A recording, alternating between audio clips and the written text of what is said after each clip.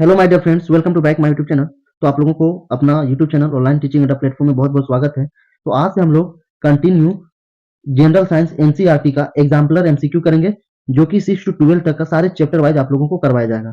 तो क्योंकि आप लोगों को पता है, चाहे रेलवे की एग्जाम की बात करें या फिर बीपीएससी जो टीचर की एग्जाम होने वाली है, बीपीएससी टीआरई 4.0, उसमें भी जो है बीपीएससी के चेयरमैन ने कहा था कि एनसीईआरटी और एससीईआरटी से सारे क्वेश्चंस पूछे जाएंगे। तो एक ट्रेंड सा चला है, अब कॉम्पिटिटिव एग्जाम में एनसीईआरटी से सीधा डायरेक्ट क्वेश्चन जो है लाइन बाय लाइन पूछ ले जाते हैं। तो इस केस में, इस स्थिति में ये इंपॉर्टेंट हो जाता है कि एनसीईआरटी को आप इग्नोर नहीं कर सकते हैं, स्पेशली आप रेलवे के लिए तो बिल्कुल भी नहीं कर सकते हैं। पहला क्वेश्चन क्या है आपके स्क्रीन में, given below are name of some animals. आपको नीचे कुछ एनिमल्स के नाम दिए गए हैं, जैसे गोट, ह्यूमन बींग, कॉकरोच और एगल। तो बताना है आपको विच of the above animal form a pair of omnivores. तो ओमनीवोर्स का मतलब होता है हिंदी में सार्वाहारी, और सार्वाहारी का मतलब होता है वैसा जीव जो एनिमल और प्लांट्स दोनों खाता हो। ठीक है, उसी को क्या कहा जाता है, ओमनीवोर्स कहा जाता है। जो प्लांट्स और एनिमल दोनों खाता हो उसे सार्वाहारी कहा जाता है। ये काफी कॉमन सा बेसिक इंफॉर्मेशन है, आई होप आप लोग इसको सभी को जानते होंगे। तो पूछा जा रहा है, बताइए कौन सा है। तो ऑप्शन जो है आपको चार स्क्रीन में दिख रहे होंगे। गोट की अगर बात किया जाए, बकरी, तो बकरी क्या है, बकरी जो है सार्वाहारी नहीं है, बल्कि ये हर्बीवोर से शाकाहारी है, सिर्फ ये प्लांट्स खाती है। ह्यूमन बींग की बात किया जाए तो ह्यूमन बींग जो है ये ओमनीवोर से, क्योंकि ये प्लांट्स और एनिमल दोनों खाता है, तो दूसरा तो होगा ही। और देखते हैं एगल, एगल भी जो है ओमनीवोर से नहीं है। एगल जो है आपका ये कार्निवोर के कैटेगरी में आएगा, क्योंकि ये मांसाहारी है, मांस खाती है। कॉकरोच की बात की जाए तो कॉकरोच जो है ये भी ओमनीवोर से है। ये जो है प्लांट्स और एनिमल्स दोनों के प्रोडक्ट को खाता है। तो इस ऑप्शंस जो दिए गए हैं, इसमें से दो ही ऑप्शन सही है जो ओमनीवोर्स के कैटेगरी में आते हैं, ह्यूमन बींग्स और कॉकरोच। तो ह्यूमन बींग्स और कॉकरोच जो है बिल्कुल राइट आंसर है, 2 और 3। तो 2 और 3 जो होगा ऑप्शन बी इस क्वेश्चन का बिल्कुल राइट आंसर होगा। अब अगला प्रश्न की ओर हम लोग आगे बढ़ते हैं। अगला प्रश्न क्या है, honey bee make honey from. Honey bee जो होता है makes honey from pollen, petals, nectar. Option D bud. तो सही आंसर होगा नेक्टर। ऑप्शन सी जो होगा nectar will be right answer होगा। Nectar is converted into honey and stored in their vibes. क्या होता है, नेक्टर जो होता है कन्वर्ट किया जाता है हनी में, और ये जो होता है honey bee start the honey making process by visiting flowers and gathering some of juices. ठीक है, सम ऑफ जूसेस, जो स्वीट जूसेस होते हैं। जो मधुमक्खी लोग होती है क्या करती है, फूलों पे बैठती है और फूलों का जो स्वीट जूस होता है, मीठा जो जूस होता है, जो कि स्टार्च का अच्छा सोर्स माना जाता है, और जिसे हिंदी में मकरंद कहा जाता है, मकरंद। ठीक है, तो उसी से क्या किया जाता है, हनी तैयार किया जाता है। तो ऑप्शन सी जो होगा बिल्कुल राइट आंसर होगा, nectar will be the right answer. Next प्रश्न क्या है, below are name of some animals के नाम दिए गए हैं, काउ, सीप, horse, aux.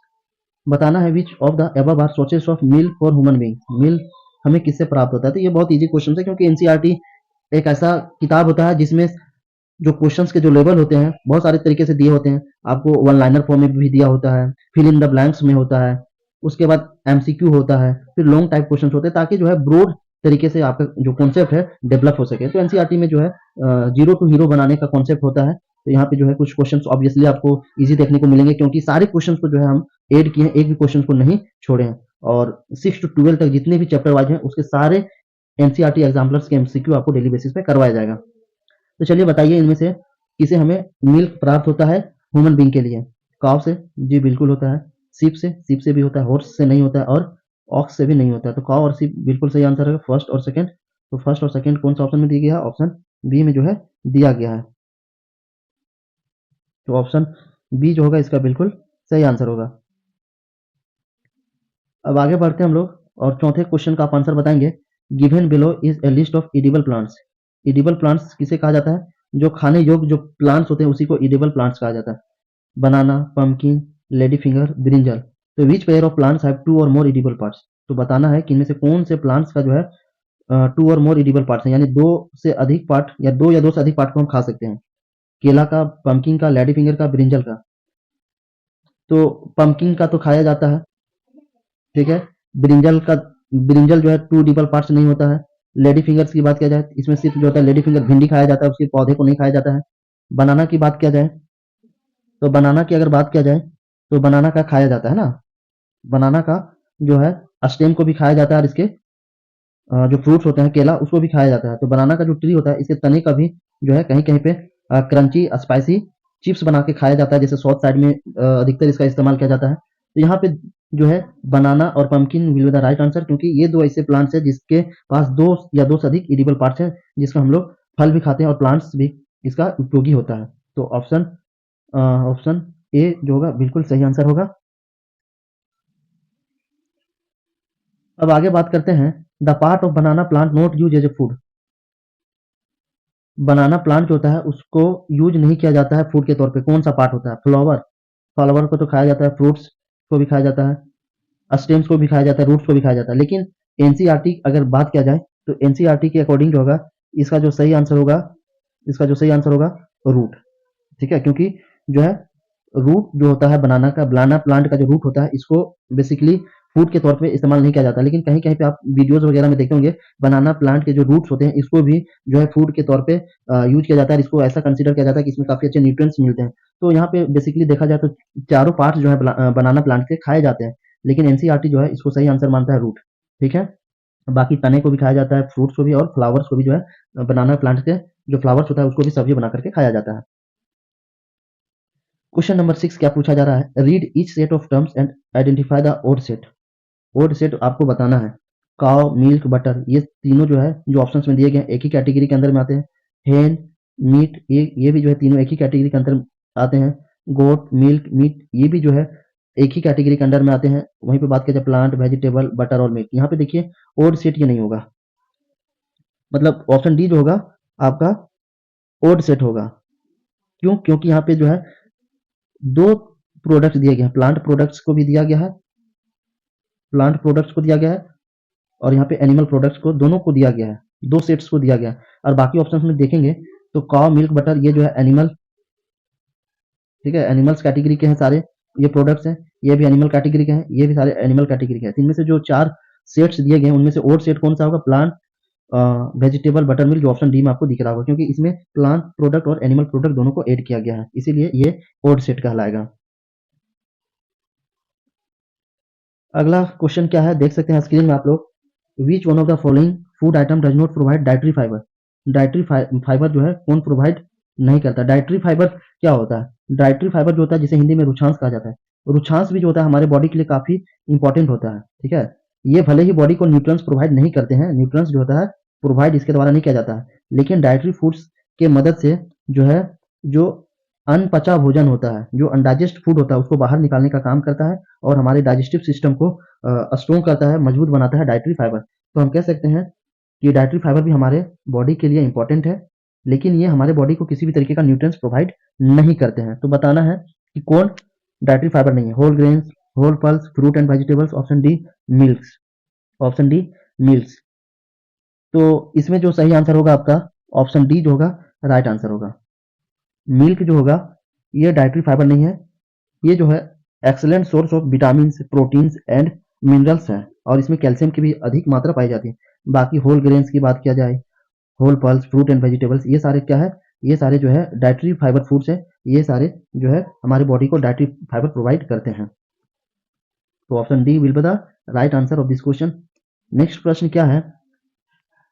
Which of the following sources of protein is different from others. जो सोर्स ऑफ प्रोटीन्स दिए गए हैं अलग एक दूसरे से कैसे हैं, कौन सा अलग है आपसे पूछा जा रहा है। तो पीज होता है, मटर, ग्राम, सोयाबीन, पनीर, ये सारे क्या है? अच्छे सोर्स कंसीडर किए जाते हैं प्रोटीन का, लेकिन डिफरेंट फ्रॉम अदर्स कौन सा है? पी, ग्राम, सोयाबीन, ये सारे क्या है? प्लांट सोर्स हैं प्रोटीन के, प्लांट सोर्स हैं प्रोटीन के, क्योंकि जब थ्योरी वाला क्लास हम लोग कर रहे थे तो उसमें बताते हैं प्लांट्स के जो होते हैं दो सोर्स होते हैं, सॉरी, प्रोटीन के जो सोर्स होते हैं दो सोर्स से प्राप्त होता है हमें, एक प्लांट प्लांट प्रोडक्ट जिसे प्लांट सोर्स कहा जाता है, और दूसरा जो सोर्स होता है वो एनिमल सोर्स होता है, इससे भी हमें प्रोटीन मिलता है। तो पीस, ग्राम, सोयाबीन ये सारे किसके अंडर में आएंगे? ये सारे जो है प्लांट्स सोर्स ऑफ प्रोटीन के अंदर में आएंगे। वहीं पे अगर पनीर की बात किया जाए जो कि क्या बनता है? मिल्क से बनता है, तो ये जो है एनिमल सोर्स के कैटेगरी में आएगा प्रोटीन के। तो यहाँ पे यही ऑप्शन डी जो होगा राइट आंसर होगा, क्योंकि यही एक अलग दिया गया है। आगे बात करते हैं, अगला प्रश्न है which of the following nutrients is not present in milk. Milk में कौन सा न्यूट्रिएंट्स प्रेजेंट नहीं होता है? Protein, vitamin C, calcium, vitamin D. Protein का अच्छा सोर्स होता है मिल्क, कैल्शियम भी पाया जाता है, विटामिन डी भी पाया जाता है। मिल्क में जो है विटामिन सी नहीं पाया जाता है। विटामिन सी स्पेशली जो खट्टे फ्रूट्स होते हैं जैसे आपके लेमन हो गए, ऑरेंज हो गया, ठीक है। इन सारे फूड्स में आपको विटामिन सी अच्छे मात्रा में देखने को मिलता है। बाकी मिल्क में प्रोटीन, कैल्शियम और विटामिन डी की प्रेजेंस होती है। तो फाइनली ऑप्शन सी जो होगा, सॉरी ऑप्शन बी जो होगा बिल्कुल सही आंसर होगा। विटामिन सी जो होता है हमारे बॉडी को मजबूत बनाता है, इम्यून सिस्टम को इन्हांस करता है, इम्यूनिटी को बूस्ट करता है और बहुत सारे डिसीज होने से भी ये रोकता है। तो विटामिन सी हमारे बॉडी के लिए काफ़ी इंपॉर्टेंट होता है। विटामिन सी को जो है ज़्यादा देर तक पकाना नहीं चाहिए, क्योंकि ज़्यादा देर तक पकाने से विटामिन सी की जो कॉम्पोजिशन होता है वो डैमेज हो जाता है, कम हो जाता है। इसीलिए जो विटामिन सी फूड्स होते हैं उसको जो है कच्चा खाना ज़्यादा बेहतर कंसिडर किया जाता है, माना जाता है। अगला प्रश्न क्या है? Read the food items given below. Wheat, ghee, iodised salt, spinach यानी पालक। Which of the above food items are energy giving foods? इनमें से एनर्जी गिविंग फूड्स कौन से? तो एनर्जी गिविंग फूड्स कौन कौन से होते हैं? जो कार्बोहाइड्रेट्स और फैट्स देते हैं। कार्बोहाइड्रेट्स प्लस फैट्स देने वाले जो फूड्स होते हैं वही क्या कहलाते हैं? एनर्जी गिविंग फूड्स कहलाते हैं। तो बताइए इनमें से कार्बोहाइड्रेट और फैट्स किससे मिलता है? व्हीट से कार्बोहाइड्रेट मिलता है, घी से फैट मिलता है। उसके बाद आयोडाइड सल्ट, नहीं आयोडाइड सल्ट नहीं होगा। स्पाइनच, पालक ये अच्छा सोर्स होता है आयरन का। ठीक है, तो ये जो सही आंसर होगा, यहाँ पे दो ही ऑप्शन सही होगा, फर्स्ट और सेकेंड, है ना। दो ही ऑप्शन जो होंगे सही होगा, तो फर्स्ट और सी सेकेंड यानी option C will be the right answer. अगला प्रश्न क्या है? Read the following statement about disease. Disease के बारे में जो है फॉलोइंग स्टेटमेंट्स दिए गए हैं, आपको क्या करना है? Which pair of statement best describe A deficiency disease. आपको बताना है कि कौन से जो है डिफिशियंसी की वजह से डिसीज होता है। They are caused by germs, germs की वजह से डिसीज होता है। They are caused due to lack of nutrients in our diet, ये बात तो सही है। अगर हमारे डाइट में जो है न्यूट्रिएंट्स की कमी होगी तो हमें डिसीज हो सकते हैं। तो अब ये दूसरा तो बिल्कुल सही कहा जा रहा है। They can be passed on the another person through contact, ये भी बात गलत है कि जो है कॉन्टैक्ट से ही सारे डिसीज फैलते हैं। कुछ ऐसे डिसीज होते हैं जो कॉन्टैक्ट में फैलते हैं, एक दूसरे के कॉन्टैक्ट में आने से फैलता है, लेकिन ये भी बात नहीं कि सारे डिसीज फैल रहा है। They can be prevented by taking a balance diet, ये भी बात सही है कि अगर हम बैलेंस अगर डाइट लेते हैं तो बहुत से सारे डिसीज को होने से रोका जा सकता है। ऑप्शन 4 भी क्या कहा जा रहा है? बिल्कुल सही कहा जा रहा है। तो यहाँ पे दो ही ऑप्शन सही था, सेकेंड और फोर। तो सेकेंड और फोर ऑप्शन सी में दिख रहा है, तो इसीलिए ऑप्शन सी जो होगा इस क्वेश्चन का बिल्कुल सही मैच होगा, सही आंसर होगा। अगला प्रश्न क्या है? Question number 6, given below are the steps to test the presence of protein in a food item. किसी भी फूड आइटम को जब हम लोग प्रोटीन टेस्ट करते हैं, ये पता करने के लिए कि उसमें प्रोटीन की प्रेजेंस है कि नहीं, मात्रा है कि नहीं, तो उसमें कौन से स्टेप्स जो होते हैं इन्वॉल्व होते हैं। ये सारे स्टेप्स जो होते हैं दिए गए हैं, लेकिन आपको एक सिस्टमैटिक तरीके से अरेंज करके आपको बताना है कि कौन से सारे ऑप्शन जो होते हैं सिस्टमैटिकली इन्वॉल्व होते हैं प्रेजेंस ऑफ प्रोटीन टेस्ट में, है ना। तो चलिए हम थोड़ा-सा पहले डिस्कस कर लेते हैं कि प्रोटीन टेस्ट कैसे किया जाता है, ताकि आपको बहुत ही आसानी से जो है आप ऑप्शन को सेलेक्ट कर सकते हैं। देखिए, जैसा कि हम लोग डेली लाइफ में सर्वाइव करने के लिए फूड्स खाते हैं, और हर एक फूड्स में जो अलग-अलग न्यूट्रिएंट्स होते हैं, जिसमें किसी में कार्बोहाइड्रेट्स, प्रोटीन्स और फैट्स, तो ये सारे क्या है कंपोनेंट्स ऑफ फूड्स होते हैं, और अलग-अलग फूड्स में अलग-अलग कंपोनेंट्स ऑफ फूड्स होते हैं। तो अगर हमको पता करना है कि हम जो खा रहे हैं, वो फूड्स में प्रोटीन की मात्रा है कि नहीं, तो एक सिंपल सा टेस्ट आप कर सकते हैं। क्या करना है? सबसे पहले आपको एक फूड आइटम्स लेना है जिसका आप प्रोटीन टेस्ट करना चाह रहे हैं। उस फूड आइटम अगर सॉलिड फॉर्म में है तो उसको सबसे पहले पाउडर फॉर्म में बनाना है। पाउडर फॉर्म में बनाने के बाद उसको एक कंटेनर में जो है ऐड कर लेना। जैसे कि ये जो क्या है, ये पाउडर फूड है जिसे हम क्या करना चाह रहे हैं, प्रोटीन टेस्ट करना चाह रहे हैं, जिसका हम डाल दिए। उसके बाद दूसरा स्टेप क्या करना है आपको? दूसरा स्टेप में आपको 10 बूंद वाटर ड्रॉप्स इसमें डालने हैं। 10 जो है बूंद वाटर ड्रॉप्स इसके अंदर डालने हैं, इस कंटेनर के अंदर। उसके बाद अच्छे से इस कंटेनर को सेक करना है। सेक करने के बाद आपको क्या करना है, 2 ड्रॉप्स कॉपर सल्फेट सॉल्यूशन को डालना है। कॉपर सल्फेट सॉल्यूशन जो होता है उसके 2 बूंद आपको ऐड करने हैं, यानी 2 drops of copper sulphate solution. उसके बाद फाइनली लास्ट क्या होता है, लास्ट स्टेप में आपका होता है 10 ड्रॉप्स जो होते हैं, 10 ड्रॉप्स ऐड करना है सोडियम हाइड्रोक्साइड के, जिसे कास्टिक सोडा कहा जाता है, और उसका केमिकल फॉर्मूला होता है NaOH। फिर फाइनली ये सारे ऐड करने के बाद इसको कंटेनर को अच्छे से सेक किया जाता है। सेक करने के बाद कुछ मिनट वेट करने के बाद आप देखेंगे कि ये इसके अंदर की जो चीजें हैं वो क्या हो जाएगा, पिंक सॉरी वायलेट कलर में टर्न हो जाएगा। ये जो कलर होगा वायलेट कलर हो जाएगा, और यही वायलेट कलर इंडिकेट करेगा कि इस फूड आइटम के अंदर में प्रोटीन प्रेजेंस है, यानी प्रोटीन की मात्रा है। अगर वो वायलेट कलर में टर्न हो जाएगा, बदल जाएगा, तो ये लाइन आप याद रखेंगे। तो चलिए अब हम लोग अरेंज करते हैं, देखते हैं। Take a small quantity of the food item in a test tube, add 10 drops of water to it and shake it. ये तो स्टेप्स है, लेकिन पहला ये नहीं होता है दूसरा क्या है, मेक ए पेस्ट और powder of food to be tested. जी बिल्कुल, जिसका हम पहले फूड आइटम का प्रोटीन टेस्ट करना चाह रहे हैं, अगर वो सॉलिड फॉर्म में तो उसको पहले पाउडर फॉर्म में बनाएंगे, ये बात तो सही है। उसके बाद क्या किया जाता है, 10 ड्रॉप्स ऑफ वाटर ऐड किया जाता है, तो ये दूसरे नंबर पे आएगा। ठीक है, ये कितने दूसरे नंबर पे आएगा। उसके बाद तीसरे नंबर पे क्या बताए थे कि आप लोगों को 2 ड्रॉप्स जो होते हैं, 2 drops of copper sulphate solution डालने हैं, यानी कॉपर सल्फेट सॉल्यूशन के 2 बूंद डालने हैं, ये तीसरे नंबर पे आता है। और चौथे नंबर पे आएगा 10 ड्रॉप जो होता है कास्टिक सोडा यानी सोडियम हाइड्रोक्साइड के डाले जाते हैं। उसके बाद कंटेनर को अच्छे से सेक करके कुछ मिनट के लिए छोड़ दिया जाता है, वेट किया जाता है। उसके बाद देखेंगे कि उसके अंदर की जो चीजें हैं वो वायलेट कलर में यानी बैगनी कलर में बदल जाता है। यही बैगनी कलर जो होता है, वायलेट कलर, ये बताता है कि इस फूड आइटम में प्रोटीन की मात्रा है। तो इसमें कौन सा स्टेप सही हुआ, सेकेंड, फर्स्ट, फोर और थर्ड, यानी option B, second, first, four, उसके बाद लास्ट में ऑप्शन थर्ड। यही जो है सही सिस्टमेटिक स्टेप्स है जो इन्वॉल्व होता है प्रोटीन टेस्ट में किसी भी फूड आइटम के लिए। अगला प्रश्न है, पहली wants to present her friend a gift made of plant fiber, which out of the following will she select? पहली जो है अपने फ्रेंड्स को गिफ्ट देना चाहती है जो कि क्या है, प्लांट फाइबर का बना हुआ है। तो उनमें से जो है 4 ऑप्शन जो दिया गया उनमें से पहली क्या सेलेक्ट करेगी, jute bag, woollen shawl, silk और सिल्क साड़ी, या फिर जो है नायलॉन स्कार्फ। तो क्या सेलेक्ट करेगी, जूट बैग क्या होता है, जूट बैग जो है प्लांट फाइबर है, प्लांट से मिलता है। वुलन, वुलन जो है ये तो नहीं है, ये एनिमल से प्राप्त होता है। सिल्क साड़ी ये भी जो है नहीं होगा। नायलॉन स्कार्फ ये भी जो है प्लांट फाइबर नहीं है। तो सही ऑप्शन कौन सा होगा, जूट बैग। ऑप्शन ए जो होगा जूट बैग, वो गिफ्ट देगी क्योंकि जूट बैग ही जो है प्लांट फाइबर से बना है, बाकी ये सारे प्लांट फाइबर के प्रोडक्ट नहीं है। ऊल जो होता है, ऊल साल जो होता है, ये मोस्टली ऑप्टेंड किससे होता है, सीप से प्राप्त होता है। ठीक है, सिल्क फाइबर की बात किया जाए, सिल्क फाइबर, तो सिल्क फाइबर किससे मिलता है, सिल्क ऑर्म से मिलता है, सिल्क ऑर्म से मिलता है। नायलॉन की बात किया जाए तो नायलॉन क्या है, एक सिंथेटिक फाइबर है, एक ये क्या है, एक सिंथेटिक फाइबर है। इसीलिए जो है पहली जूट बैग सेलेक्ट करेगी क्योंकि यही प्लांट फाइबर का बना हुआ है। चलिए अब हम लोग नेक्स्ट प्रश्न की ओर बढ़ते हैं। Which statement out of the following is incorrect, दिए हुए स्टेटमेंट में कौन सा स्टेटमेंट गलत है। Use of charkha was popularised by Mahatma Gandhi as a part of the independent movement. चरखा जो था महात्मा गांधी के द्वारा पॉपुलराइज हुआ था, ये बात तो सत्य है। और चरखा जो था ये इंडिपेंडेंस मूवमेंट का एक पार्ट था, ये भी बात सत्य है। In India jute is mainly grown in Kerala and Punjab, ये बात गलत है। ऑप्शन बी जो होगा स्टेटमेंट गलत है क्योंकि जूट जो है इंडिया में मैनली वेस्ट बंगाल, बिहार और असम में उगाए जाते हैं। वेस्ट बंगाल, बिहार और असम, ये 3 भारत के ऐसे स्टेट हैं जहाँ पे जूट प्रोडक्शन अत्यधिक होता है। तो ये बात तो गलत है। To make fabric the fibres are first converted into yarn, ये भी बात सही है कि फैब्रिक बनाने के लिए फाइबर्स जो होते हैं जिसे तंतु कहा जाता है, तो तंतु को सबसे पहले धागा में बनाया जाता है।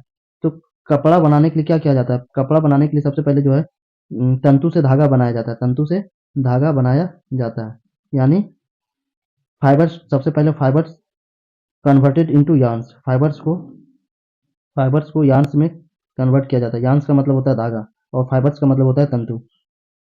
सूफी सेंट कबीर वाजे वीवर, ये भी बात सत्य है। सूफी सेंट कबीर क्या थे, वीवर थे। तो इसमें जो ऑप्शन बी जो है, मात्र ऑप्शन बी जो है गलत दिया गया है, और ये गलत दिया गया इसीलिए ये सही है क्योंकि पूछा ही हमसे गलत है।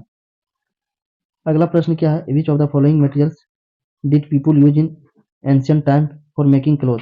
एंशियंट टाइम में जो है कौन से मटेरियल से लोग अपना क्लोथ्स बनाया करते थे, leave of tree, newspaper, metal foils, animal skin and फर्स। तो एनिमल स्किन एंड फर्स जो था इससे बनाया करते थे पुराने जो एंशियंट टाइम के जो व्यक्ति थे, पीपुल्स थे, वो इससे कपड़ा बनाया करते थे अपने शरीर को ढकने के लिए। लीव्स ऑफ ट्री इसका भी इस्तेमाल करते थे, है ना, लीव्स ऑफ ट्री का भी इस्तेमाल करते थे। तो उसके बाद न्यूज़पेपर नहीं करते थे, मेटल फॉइल्स का भी इस्तेमाल नहीं करते थे। तो ऑप्शन डी फर्स्ट और फोर्थ ये राइट आंसर होगा ना। लीव्स ऑफ ट्री और एनिमल स्किन एंड फर्स का इस्तेमाल क्या करते थे एंशियंट टाइम्स के लोग अपने क्लोथ्स बनाने के लिए। अगला है which of the following is not natural fibre, cotton, jute, nylon और फ्लैक्स। इनमें से बताना है कौन नेचुरल फाइबर नहीं है। तो नायलॉन जो है नेचुरल फाइबर नहीं है। बाकी कॉटन की बात किया जाए, जूट की बात किया जाए, फिर फ्लैक्स की बात की जाए, ये सारे क्या है, ये सारे जो है ये सारे नेचुरल फाइबर है एस्पेक्ट नायलॉन, यानी नायलॉन को छोड़ करके ये सारे क्या है, नेचुरल फाइबर है। और यहाँ पे नोट पूछा था तो नायलॉन सही आंसर होगा। Which set of substance is not use for making fibres, कौन सा सेट है जिसका यूज नहीं किया जाता है मेकिंग फाइबर्स में? Silk chemical, yak hair, camel hair, husk bones और फ्लैक्स ओल्स। तो राइट आंसर होगा हस्क बोन्स, ऑप्शन सी। ये जो सबस्टेंस है, ये सेट ऑफ सबस्टेंस जो है इसका यूज नहीं किया जाता है फाइबर बनाने के लिए। बाकी सिल्क केमिकल्स से भी फाइबर्स बनाए जाते हैं, फ्लैक्स ऊल से भी फाइबर्स बनाए जाते हैं, याक हेयर जो होता है कैमल का हेयर, इससे भी जो है फाइबर्स बनाए जाते हैं। तो ये सारे क्या है, फाइबर्स के सोर्स है। फाइबर्स के भी दो सोर्स होते हैं, एक नेचुरल सोर्स होते हैं जो प्लांट से मिलता है, और दूसरा होता है एनिमल सोर्स जो कि एनिमलों से प्राप्त होता है।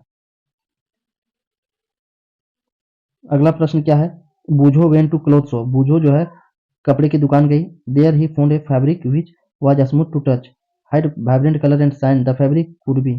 तो फैब्रिक क्या होगा, जब बूझो दुकान गई कपड़े की दुकान में, तो जब कपड़ा छुई तो उसको क्या महसूस हुआ, टच करने पे स्मूथ लगा। तो बताना है कि ये जो है किस प्रकार का फैब्रिक हो सकता है, कॉटन का, वूल का, सिल्क का या फिर जूट का। तो ये सिल्क का होगा, क्योंकि सिल्क के जो फाइबर्स होते हैं स्मूथ होते हैं टच करने में, और ये जो है कलर शाइनिंग कलर होते हैं। अगला प्रश्न है, which part of the jute plant is use for getting jute fibre, jute fibre बनाने के लिए जूट प्लांट का कौन सा पार्ट इस्तेमाल किया जाता है? फ्लावर का, स्टेम का, फ्रूट का, लीफ का? तो स्टेम को बनाया जाता है। जूट फाइबर जो होता है, जूट प्लांट के जो स्टेम होते हैं, तना होता है, उसी से जूट फाइबर बनाया जाता है।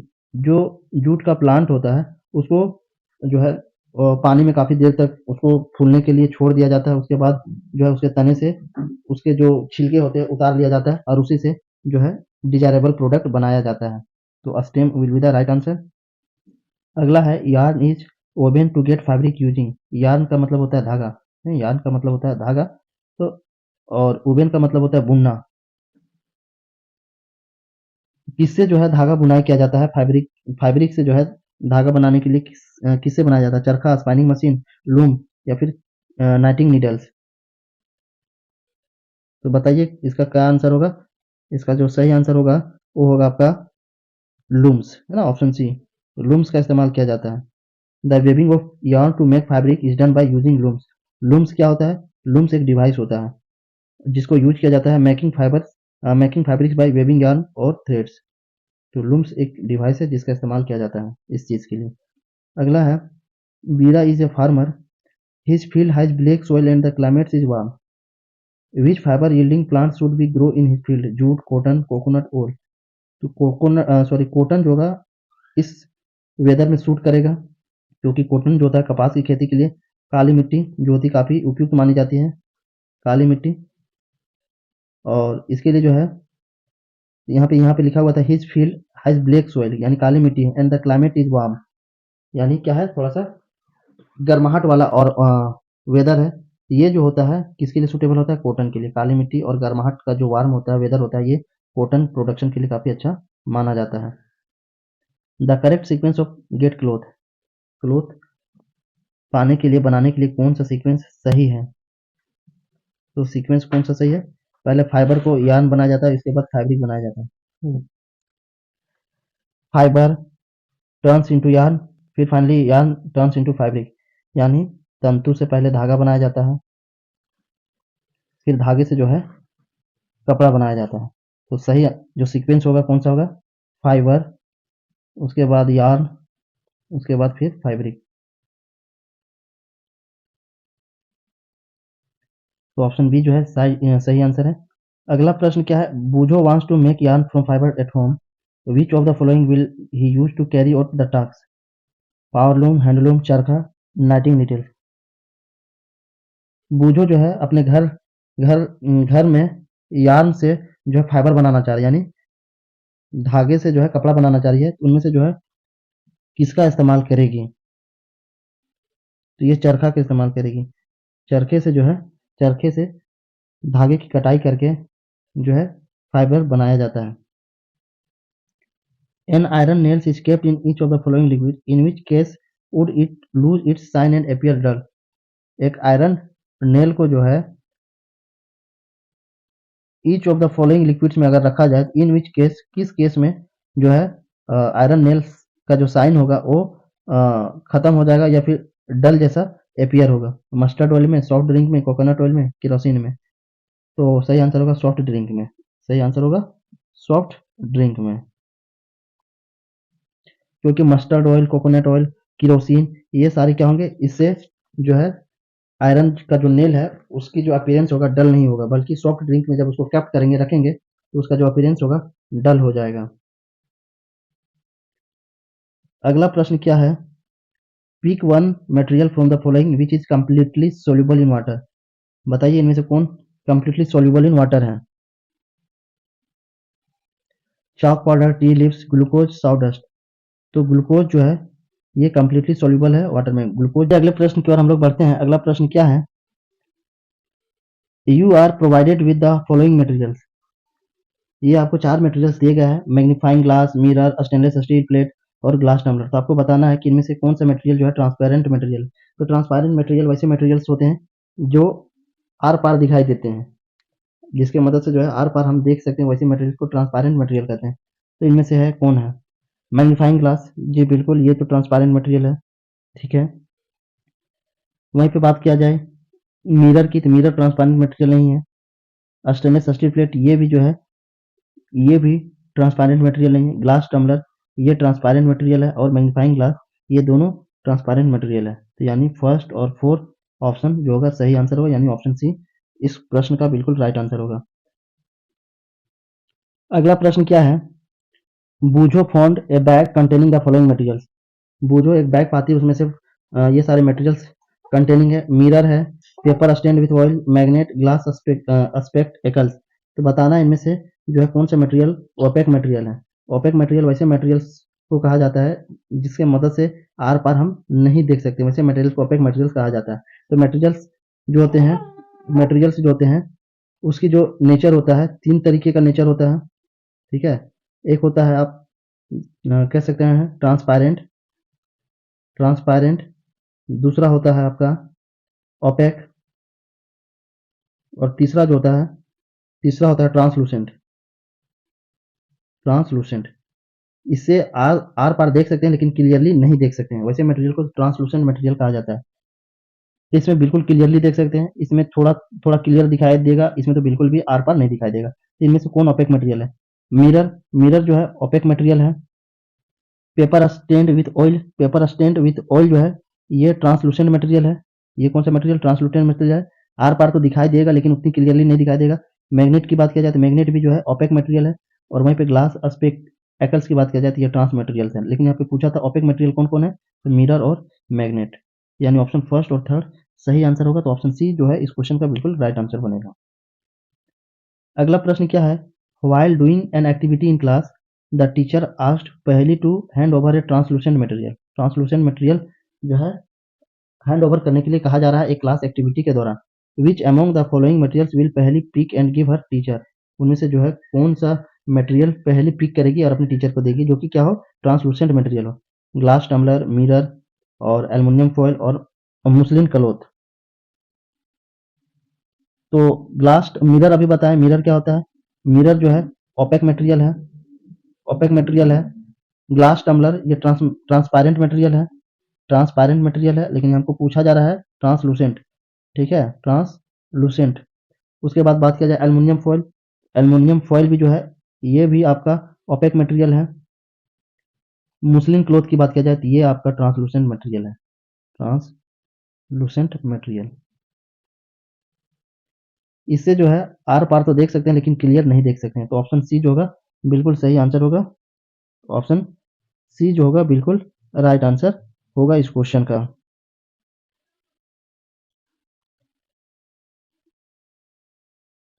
अब आगे बात करते हैं, अगला प्रश्न क्या है, which pair of substance among the following would float in a tumbler half filled with water.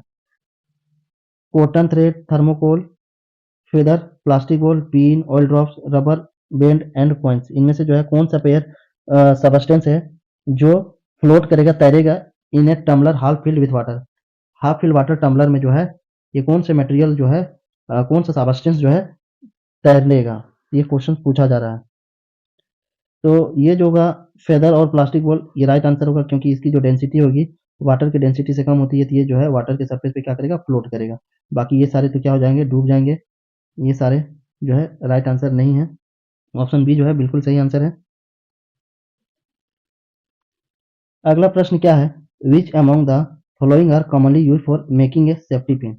इनमें से कौन से इनमें से किससे सेफ्टी पिन बनाया जाता है। Would and glass, would and glass से नहीं बनाया जाता है। प्लास्टिक एंड ग्लास, इससे भी नहीं बनाया जाता है। लेदर एंड प्लास्टिक, इसका भी इस्तेमाल सेफ्टी पिन बनाने के लिए नहीं किया जाता है। स्टील एंड प्लास्टिक, इसका जो इस्तेमाल किया जाता है सेफ्टी पिन बनाने के लिए। तो ऑप्शन डी जो है फाइनली सही आंसर है। अगला है, which of the following material is not lustrous. इनमें से कौन सा मटेरियल लस्टर्स नहीं है। गोल्ड, सिल्वर, वुड और डायमंड। तो ऑप्शन सी जो होगा वुड। वुड जो होता है ये लस्टर अपीयरेंस नहीं होता। बाकी गोल्ड की बात किया जाए, सिल्वर की बात किया जाए, ठीक है, इन सारों के पास क्या होता है, इसके पास सीनी अपीयरेंस होता है, जिसे हम लस्टर कह सकते हैं। लेकिन वुड जो होता है, लकड़ी जो होता है, इसके पास लस्टर अपीयरेंस नहीं होता है। और वही क्वेश्चन पूछा गया था, इनमें से कौन सा ऐसा मटेरियल है जिसमें लस्टर अपीयरेंस नहीं होता है। तो ऑप्शन सी वुड। अगला है, which of the following statement is not true. कौन सा स्टेटमेंट ट्रू नहीं है। Materials are group for convenience. Materials are grouped to study their properties. Materials are grouped for fun. Materials are grouped according to their uses. कौन सा सही नहीं है पूछा गया ना, कौन सा सही नहीं है। तो materials are group for fun, materials को ग्रुप किया जाता है क्या फन के लिए किया जाता है, जी बिल्कुल नहीं। बाकी materials are group for convention, सुविधा के लिए किया जाता है। Materials are group to study their properties, उसकी प्रॉपर्टी स्टडी करने के लिए मटेरियल्स को ग्रुप किया जाता है, ये भी बात सही है। Materials are group according to their uses, इस ये भी बात बिल्कुल सही है कि मटेरियल्स को जो है ग्रुप किया जाता है अकॉर्डिंग टू देयर यूजेस, यानी उसके यूजेस के अकॉर्डिंग मटेरियल्स को ग्रुप किया जाता है। तो तीनों सही थे, ऑप्शन सी जो है गलत था, इसीलिए इस क्वेश्चन का राइट आंसर होगा। अगला है, find the odd one out from the following. Tawa, spade, pressure cooker, eraser. तावा की बात किया जा रहा है, स्पेड की बात किया जा रहा है और प्रेशर कुकर, ये तीनों जो है ये सारे फूड बनाने आइटम्स है। फूड बनाने वाले आइटम्स है, टूल्स हैं जिसे हम कह सकते हैं, जिससे खाना बनाने के लिए इस्तेमाल किया जाता है। इरेजर जो है इरेज करने के लिए इस्तेमाल किया जाता है। तो यही जो है ओड सेट है, यही जो है ओड है इन चारों में से। तो ऑप्शन सी क्या होगा, इरेजर, यानी ऑप्शन डी जो होगा बिल्कुल राइट आंसर होगा। अगला प्रश्न है, which type of the following materials is use for making the front glass of car. Car का फ्रंट ग्लास बनाने के लिए किस तरीके का मटेरियल का इस्तेमाल किया जाता है। Transparent, ट्रांसलूटेंट, OPEC. ओपेक का नहीं होगा, ओपेक का होगा तो एक्सीडेंट हो जाएगा क्योंकि दिखाई नहीं देगा आगे। ट्रांसलूसेंट का भी नहीं किया जाता क्योंकि इससे क्लियरली दिखाई नहीं दिया जाता है। ट्रांसपेरेंट का बनाया जाता है ना, ताकि आर पार जो है बहुत ही क्लियरली दिखाई दे, इसीलिए कार का जो फ्रंट ग्लास होता है उसको ट्रांसपेरेंट मटेरियल्स का बनाया जाता है। अब चलिए हम लोग आगे क्वेश्चन की ओर बात करते हैं। अगला क्वेश्चन क्या है, Paheli bought some vegetables such a French beans, lady finger, green chillies, brinjals and potatoes all mixed in a bag. ये सारे सब्जी खरीदती है, जो नाम आपको दिख रहा है, सारे को जो है एक बैग में क्या करती है, डालती है, सारे को एक बैग में डालती है। Which of the following methods of separation would be most appropriate for her separate them. अब वो घर ला करके सारे सब्जी को अलग अलग सेपरेट करना चाहती है, तो कौन सा अच्छा तरीका होगा उन सारे को सेपरेट करने के लिए। Winnowing, sieving, threshing, hand picking. तो हैंड पिकिंग जो होगा सबसे आसान होगा, हाथों से जो है सारे सब्जी को अलग अलग वो अलग अलग कैटेगरी के अकॉर्डिंग अलग कर सकती है। तो हैंड पिकिंग जो होगा बिल्कुल राइट आंसर होगा। अगला है, Boojho grand's mother is suffering from diabetes. Boojho जो है उसकी दादी माँ डायबिटीज बीमारी से सफरिंग है। Her doctor advise her to take lassi with less fat content. Which of the following method would be most appropriate for Boojho to prepare it. Filtration, decantation, churning, winnowing. तो churning, तो churning is the method by which cream from the milk is separated। Milk से जो cream separated किया जाता है उस process को churning कहा जाता है। और बूढ़ों की जो दादी माँ है वो डायबिटीज से ग्रसित है, और डायबिटीज पेशेंट को फैट जो होते हैं वसा युक्त भोजन नहीं करना चाहिए। तो मिल्क जो है, लस्सी जो है, उस वो तो फैट कंटेनिंग होता है, तो उसको अलग करने के लिए, ठीक है, अलग करने के लिए कौन सा तरीका अपनाएगी, तो चर्निंग प्रोसेस। चर्निंग प्रोसेस क्या होता है, इससे जो है मिल्क से क्रीम अलग करने के लिए इस्तेमाल किया जाता है। नेक्स्ट प्रश्न है, which of the following mixture would you be able to separate using the method of filtration. आप जो है इनको सेपरेट करने के लिए किसको आप जो है फिल्ट्रेशन मेथड से सेपरेट कर सकते हैं। Oil in water, corn flake in milk, salt in water, sugar in milk. तो फिल्ट्रेशन मेथड जो होता है इनसॉल्युबल मटेरियल को सेपरेट करने के लिए इस्तेमाल किया जाता है। दो इनसॉल्युबल मटेरियल जो होते हैं उसको आपस में सेपरेट करने के लिए इस्तेमाल किया जाता है फिल्ट्रेशन प्रोसेस का। बाकी शुगर इन मिल्क ये तो अच्छा सॉल्युबल होता है, घुल जाता है। सॉल्ट इन वाटर ये भी नहीं होगा। ऑयल इन वाटर ये भी, इसको भी फिल्ट्रेशन मेथड से सेपरेट नहीं किया जा सकता है। कॉर्नफ्लेक्स इन मिल्क जो होगा इसको फिल्ट्रेशन मेथड से सेपरेट किया जा सकता है, क्योंकि ये दोनों जो है इनसॉल्युबल मटेरियल है टू ईच अदर, एक दूसरे में ये सॉल्युबल नहीं होते हैं। इसको बहुत ही आसानी तरीके से फिल्ट्रेशन मेथड से अलग किया जा सकता है। अगला प्रश्न है, which among the following method would be most appropriate to separate grains from bundles of stalks? Hand picking, winnowing, sieving, threshing. तो थ्रेसिंग जो है सबसे बेस्ट अप्रोप्रिएट मेथड है ग्रेन्स को स्टॉक्स के बंडल से सेपरेट करने के लिए। जैसे आप लोगों ने जो है, अगर आप गांव से बिलोंग करते होंगे तो धान की जो बंडी होती है, ठीक है, तो धान की बंडी से धान को अलग करने के लिए किसका इस्तेमाल किया जाता है? थ्रेसिंग का इस्तेमाल किया जाता है। पहले जो है जानवरों से इस्तेमाल किया जाता, जानवरों का मदद लिया जाता था, ठीक है। धान के पौधे से उसके जो प्रोडक्ट्स होते हैं उसको अलग करने के लिए जानवरों का इस्तेमाल किया जाता था, लेकिन अब जो है थ्रेसिंग मशीन की मदद से इसको सेपरेट किया जाता है। अगला है, four mixtures are given below. चार मिक्सचर्स आपके पास दिए गए हैं। Kidney beans and chickpeas, pulse and rice. Option third दिया गया है rice flakes and corn, potato wafers and biscuits. Which of these can be separated by the method of winnowing? Winnowing method से इनमें से किसको आप अलग कर सकते हैं? आप किसको अलग कर सकते हैं विनोइंग मेथड से? तो राइस फ्लेक्स एंड कॉर्न इसको किया जा सकता है विनोइंग मेथड से सेपरेट, और पोटैटो वेफर्स एंड बिस्किट्स इसको भी जो है आप विनोइंग मेथड से आप इसको अलग कर सकते हैं। जैसे आप लोगों ने देखा होगा कि राइस फ्लेक्स एंड कॉर्न जो होते हैं, ठीक है, चावल वगैरह जो होता है उसमें जो भूसी होती है तो उसको हवा के माध्यम से सेपरेट किया जा सकता है। तो वही चीज जो है पूछा जा रहा था। तो ऑप्शन थर्ड और फोर्थ तो सही है, तो किसमें देखने को मिल रहा है थर्ड, यानी ऑप्शन डी। ऑप्शन डी जो है बिल्कुल राइट आंसर है। अगला प्रश्न है, while preparing chapati Paheli found that the flour to be used was mixed with the wheat grains. Which out of the following is the most suitable method to separate the grains from the flour?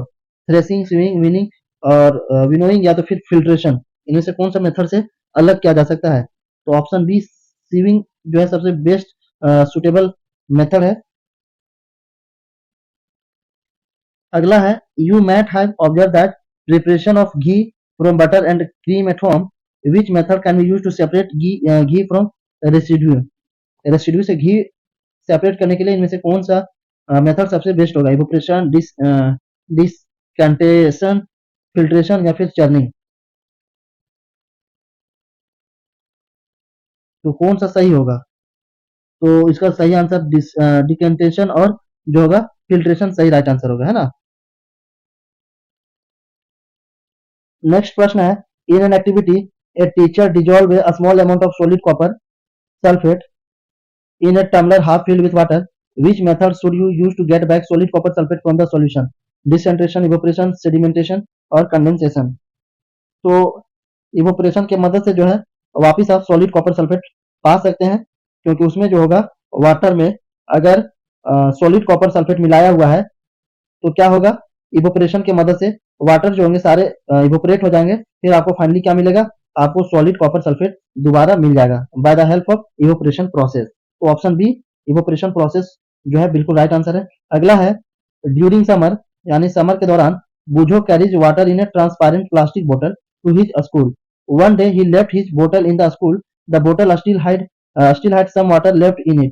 The following day, the observed some water droplets on the inner surface of the empty portion of the bottle. These droplets of water were formed due to, वो जो water droplets बने वो किसके कारण बने? Boiling and condensation, evaporation and saturation.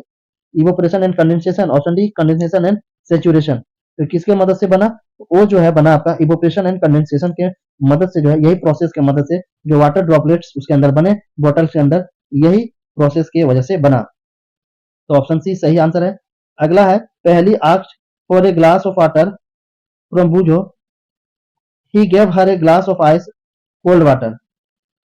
Paheli observed some water droplets on the outer surface of the glass and asked Bujo how these droplets of water were formed. Which of the following should be Bujo answer? तो बुझो का answer क्या होगा? Evaporation of water from the glass, या फिर option B water that sipped out from the glass, या फिर option C evaporation of atmospheric water vapour, option C condensation of atmospheric water pressure. तो सही आंसर होगा condensation of atmospheric water pressure.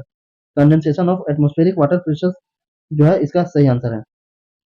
अगला है pick the change that can be reverse from the following. इनमें से आपको पिक करना है कि किसको रिवर्स किया जा सकता है। कटिंग ऑफ ट्री, क्या कटिंग ऑफ ट्री को फिर से रिवर्स किया जा सकता है? कटा हुआ पेड़ को क्या फिर वापस खड़ा किया जा सकता है? नहीं किया जा सकता। मेल्टिंग ऑफ घी, क्या इसको रिवर्स किया जा सकता है? बर्निंग ऑफ कैंडल या फिर ब्लूमिंग ऑफ फ्लावर। तो बताइए इनमें से किसको रिवर्स किया जा सकता है? तो इसमें जो है रिवर्स आपको मेल्टिंग ऑफ घी को जो है रिवर्स किया जा सकता है। मेल्टिंग ऑफ घी को रिवर्स किया जा सकता है। तो मेल्टिंग ऑफ घी जो है रिवर्सिबल प्रोसेस है। घी को मेल्ट करेंगे तो ये ऑयल फॉर्म में हो जाएगा, फिर ऑयल को फ्रीज करेंगे तो ये फिर फाइनली फिर सेमी सॉलिड के फॉर्म में यानी घी के फॉर्म में तैयार हो जाएगा। विच of the following change can not be reverse, reverse नहीं कर सकते? Hardening of cement, freezing of ice cream, opening a door या फिर मेल्टिंग ऑफ चॉकलेट्स। इनमें से किसे रिवर्स नहीं किया जा सकता है? तो हार्डनिंग ऑफ सीमेंट, सीमेंट अगर सीमेंट को भिंगा दिए, ठीक है, भिंगाने के बाद अगर कोई ऑब्जेक्ट बनाए तो क्या फिर इसको हम दोबारा सीमेंट फॉर्म में यानी पाउडर फॉर्म में ला सकते हैं? रिवर्स कर सकते हैं? नहीं कर सकते हैं। जब नहीं कर सकते हैं तो यही इसका आंसर हो जाएगा। हार्डनिंग ऑफ सीमेंट जो है ये एक रिवर्स प्रोसेस नहीं है, क्योंकि ये एक इरिवर्सिबल प्रोसेस है। An iron ring is heated, iron ring को हीट किया जाता है। Which of the following statement about it's incorrect. एक आयरन रिंग है जिसको हीट किया जाता है, तो कौन सा स्टेटमेंट इसके कॉन्टेक्स्ट में गलत है? The ring expand, the ring almost come to the same size on cooling, the change in this case is reversed, option D the ring change its shape and the change can not be reverse. देखिए कोई भी material को जब heat किया जाता है, heat करने के बाद वो मटेरियल क्या होता है? एक्सपांड होता है, फैलता है। फिर जब उसको कूल किया जाता है तो फिर क्या हो जाता है? कूल होने के बाद वो फिर सडनली क्विंच हो जाता है। क्या उसको बोलते हैं? फिर एक्चुअल पोजीशन में आ जाता है।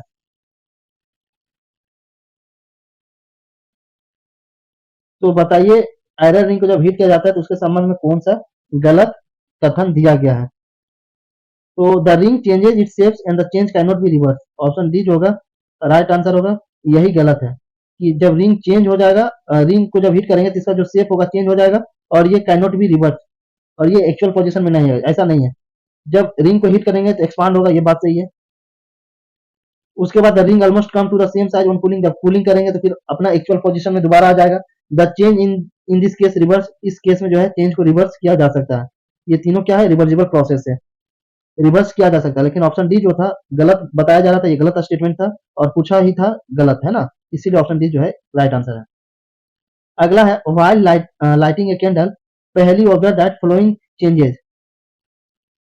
पहली जब कैंडल को मोमबत्ती को जला रही थी तो इनमें से फॉलोइंग ऑब्जर्व की हो। वैक्स वाज मेल्टिंग, सही बात है। वैक्स को जब कैंडल को जलाते हैं तो कैंडल क्या वैक्स से बनाता है, तो वैक्स क्या करता है? मेल्ट करता है। वैक्स क्या होता है? मेल्ट करता है, ये बात तो सही है। Candle was burning, size of the candle was reducing, ये भी बात जो है क्या है? और सॉरी क्या पूछा जा रहा है? Of the above the changes that can be reverse, है ना? इनमें से कौन किसे रिवर्स किया जा सकता है? Wax was melting, candle was burning, candle was burning इसको रिवर्स नहीं किया जा सकता है। Size of the candle was reducing, उसके बाद melted wax was getting solidify, ये भी सही बात है ना? मेल्टेड वैक्स को दोबारा सॉलिडिफाई किया जा सकता है कूल करके, कूल करेंगे तो वापस वैक्स जो है सॉलिडिफाई हो जाएगा। उसके बाद साइज ऑफ द कैंडल जो होगा, कैंडल अगर जला है तो इसको मेल्ट होने के बाद क्या होता है? इसका साइज रिड्यूस होता जाएगा, रिड्यूस होता जाएगा, क्या इसके साइज को जो है रिवर्स किया जा सकता है? नहीं किया जा सकता है। तो ऑप्शन फर्स्ट और फोर्थ सही है, तो फाइनली ऑप्शन डी फर्स्ट और फोर्थ राइट आंसर है। अगला है question, salt can be separated from its solution, salt can be separated from its solution, यानी salt dissolve in water because salt can be separated from its solution because mixing of salt in water is change that can be reversed by heating and melting of salt. Mixing of salt in water is change that cannot be reversed. Mixing of salt in water is permanent change. Mixing of salt in water is a change that can be reversed by evaporation. ये बात बिल्कुल सही है कि mixing of salt in water जो है उसको change किया जा सकता है, रिवर्स किया जा सकता है by the process of evaporation. Evaporation के मदद से क्या किया जा सकता है? इसको चेंज किया जा सकता है, रिवर्स किया जा सकता है, सेपरेट किया जा सकता है। तो ऑप्शन डी जो है राइट आंसर होगा। मान के चलिए कोई कंटेनर है, इसमें नमक और वाटर का सॉल्यूशन है, तो इसको जो है इवोपरेशन की मदद से सेपरेट किया जा सकता है। हम नीचे से क्या देंगे, हीट देंगे। जब हीट देंगे तो वाटर मॉलिक्यूल्स जो है भाप बन करके, स्टीम बन करके इवोपरेट हो जाएगा। इवोपरेट होने के बाद जो सॉल्ट्स के जो मॉलिक्यूल्स होंगे वो क्या हो जाएंगे, बैठ जाएंगे। इस प्रोसेस से, यानी इवोपरेशन प्रोसेस से आप जो है सॉल्ट को सेपरेट बिल्कुल आसानी से कर सकते हैं। नेक्स्ट प्रश्न है, rolling of chapati and baking of chapati are the changes that can be reversed, can not be reversed. उसके बाद can be reverse and can not be reverse respectively. Option D can not be reverse and can be reverse respectively. यानी rolling of chapati जो है, rolling of चपाती है ना, rolling of चपाती को हम reverse कर सकते हैं क्योंकि ये रिवर्सिबल प्रोसेस है। कैसे समझते हैं, आटे से जो है, आटे के लोई से हम लोग क्या बनाते हैं, रोटी बनाते हैं। तो जब रोटी बेलते हैं, जब उसको भी पकाए नहीं, सिर्फ क्या किए, बेले हैं, गोल गोल में बेले हैं, तो उसको फिर से क्या किया जा सकता है, दोबारा आटा की लोई में बदला जा सकता है। तो ये रिवर्स प्रोसेस हो सकता है। लेकिन बेकिंग का मतलब होता है बनाना, पकाना। बेकिंग का मतलब होता है पकाना। जब इसी को हम क्या करेंगे, आग में सेकने के बाद रोटी जब बनाएंगे, तो क्या फिर इसको दोबारा आटे का फॉर्म बनाया जा सकता है, आटे की लोई के द्वारा जो फॉर्म में बदला जा सकता है, नहीं बदला जा सकता है। तो इसका जो सही आंसर फिर फाइनली हो जाएगा ऑप्शन सी, कि रोलिंग ऑफ चपाती को जो है रिवर्स किया जा सकता है, लेकिन बेकिंग ऑफ चपाती को रिवर्स नहीं किया जा सकता है। अगला प्रश्न क्या है, iron rim is made slightly smaller than the wooden wheel. देखे होंगे आयरन का जो रिम होता है, मेड स्लाइटली स्मॉलर, ये आयरन का रिंग है, उसको जो है किसी वुडन व्हील में, यानी लकड़ी के पहिए में आयरन रिम को डालना होता है। तो देखे होंगे आप लोग कि आयरन का जो रिम होता है उसको as compare to wooden wheel थोड़ा सा छोटा बनाया जाता है। The rim is usually heated before fixing into the wooden wheel because on heating the iron rim. अब देखते होंगे कि इस आयरन रिम को इस लकड़ी के पहिए में फिट करने के लिए इस आयरन रिंग को हीट किया जाता है। तो हीट करने से क्या होता है, ये आयरन रिंग एक्सपांड करता है, और एक्सपांड करने के बाद एक्सपांड करता है, एक्सपांड करने के बाद जब कूल करते हैं तो फिर ये क्या हो जाता है, एक्चुअली इसमें फिट हो जाता है। तो ऑप्शन दिए गए हैं, expands and fits onto the wooden wheel, contracts and fits onto the wooden wheel, no change in the size take place, expand first then on cooling contract and fits onto the wooden wheel। तो option जो होगा इसका बिल्कुल D होगा। जो rim wheel होता है उसको हीट करने से क्या होता है, फैलता है, उसके बाद जैसे ही कूल करेंगे तो क्या हो जाता है, कॉन्ट्रैक्ट कर जाएगा, और कॉन्ट्रैक्ट करने के बाद वो बहुत ही आसानी तरीके से वो वुडन व्हील में फिट हो जाएगा। क्योंकि कोई भी मटेरियल को जब हीट किया जाता है तो फैलता है, उसके बाद जब उसको कूलिंग करते हैं तो क्या करता है, सिकुड़ता है। यही प्रॉपर्टी को बनाते हुए जो आयरन का रिंग होता है, रिम होता है, उसको स्लाइटली थोड़ा स्मॉलर रखा जाता है as compare to wooden wheel. तो इस तरीके से जो एनसीईआरटी एग्जाम्पलर क्वेश्चन थे क्लास 6 का, इसी तरीके से हम लोग क्लास 12 तक करेंगे। तो इसके जो कुछ बचे हुए चैप्टर्स हैं उसके एमसीक्यू हम लोग नेक्स्ट पार्ट में करेंगे। थैंक्स फॉर वाचिंग, वीडियो को ज़्यादा से ज़्यादा शेयर करेंगे, चैनल को सब्सक्राइब करेंगे। तो फिर मिलते हैं नेक्स्ट वीडियो नेक्स्ट एपिसोड के साथ। Thanks for watching.